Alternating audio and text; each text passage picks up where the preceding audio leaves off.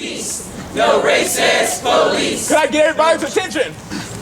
Yeah. We stand here tonight in response to police brutality, in response to disregard for black lives. We stand here tonight for Mike Brown, for Eric Garner, for Tamir Rice, and for those like them who have lost their lives to police brutality. We stand here for people like Cameron Tillman, like Vonderett Myers Jr., like Rashada McIntosh, like Trayvon Martin, like 7-year-old Aiyana Stanley-Jones, the victim of an accidental SWAT invasion into her home where she was shot in the head as she slept. A few other cases. Kimani Gray, killed March 9, 2013 at the age of 16. Oscar Grant, killed January 1st, 2009 at the age of 22. Sean Bell, killed November 25th, 2006 at the age of 23. Malcolm Ferguson, killed March 1st, 2000 at the age of 23. Ezell Ford, killed August 11, 2014 at the age of 25. Timothy Russell, killed November 29, 2012 at the age of 43. Ronald Madison, killed September 4, 2005 at age 40. Jonathan Farrell, killed September 14, 2013 at the age of 24. Irvin Jefferson, killed March 24, 2012 at the age of 18. Tarika Wilson, killed January 4, 2008 at the age of 26. Manuel Loggins Jr. killed February 10, 2012 at the age of 31. Pearlie Golden, killed May 7, 2014 at the age of 93. Yvette Smith, killed February 16, age 47. These are just a few cases of those lives that have been lost to police brutality, and we've lost many this year, and we've lost many in the past, and we stand here as a stand to say that we will not lose anymore, and we're standing here in solidarity with people who are suffering from across the nation from police brutality and injustice. To say that Black Lives Matter seems to be a revolutionary belief in a nation where the possibility that a young black man may have stolen some cigarettes, or that some self-appointed watchman was scared enough, is enough to justify the murders of black bodies. This seems to be a revolutionary belief in a nation which seems to make a hobby for seeing minorities, black men and women in particular, dead, unemployed, or behind bars for most of their lives. This seems revolutionary in a nation that criticizes human rights violations in nations abroad, but does next to nothing about those within its own borders. Sounds like that old saying, those who live in glass houses shouldn't throw stones. So why do Black Lives Matter? Does my life matter less than a white man's because I'm black?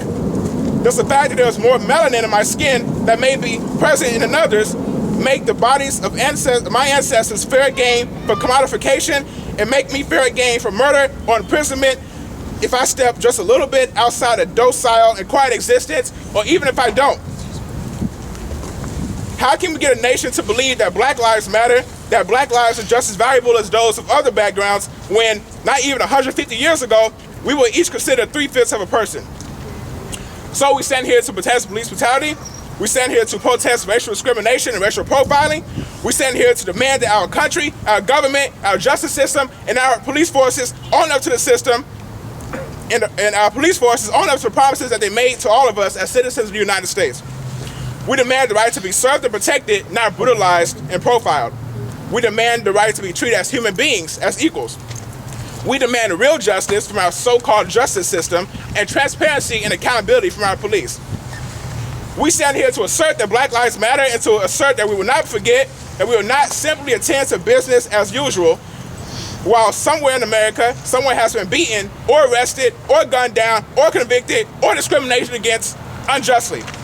We come here to express a myriad of emotions, including anger, sadness, disappointment, and regret, but still we dare to keep up the audacity of hope. We are so undoubtedly, so undeniably, so audaciously hopeful that we will one day see justice in this nation.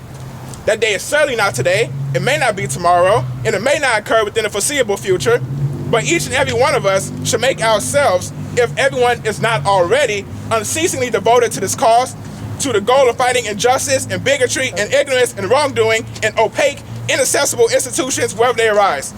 And we should take comfort in the knowledge that we have peers, friends, and allies in the same struggle with us. We are never alone.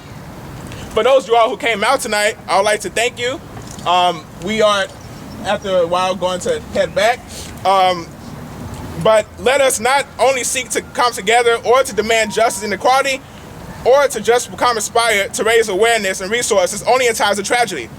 Let us not forget or move on. Remember that in any and every one of these incidents, the affected parties could have easily been someone who you know and love. And remember that the pain does not end for those families when the last media ban rolls away. Where there's pain, we must hold on to it and use it to embolden ourselves, to light our passions, and to encourage us to seek positive change. The nation in which we live is full of racism, full of bigotry, and full of injustice. Many will deny this.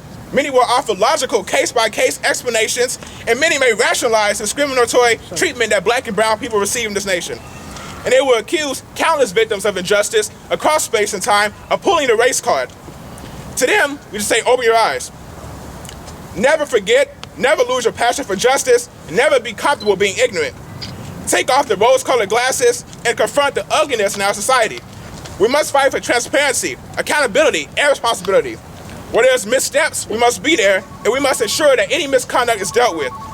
Fight for protesters' rights, for national racial profiling legislation, for the rights and empowerment of citizens, for a national police gun violence database, for the change of open use of force laws which encourage exploitation, and we should argue for the transparency and accountability from our police forces. We must join up together in the pursuit of freedom for all, liberty for all, justice for all, safety for all, equality for all, and for the rights of all citizens to feel safe, protected, and supported by the government under which they live. Peace and love to you all, and thank you.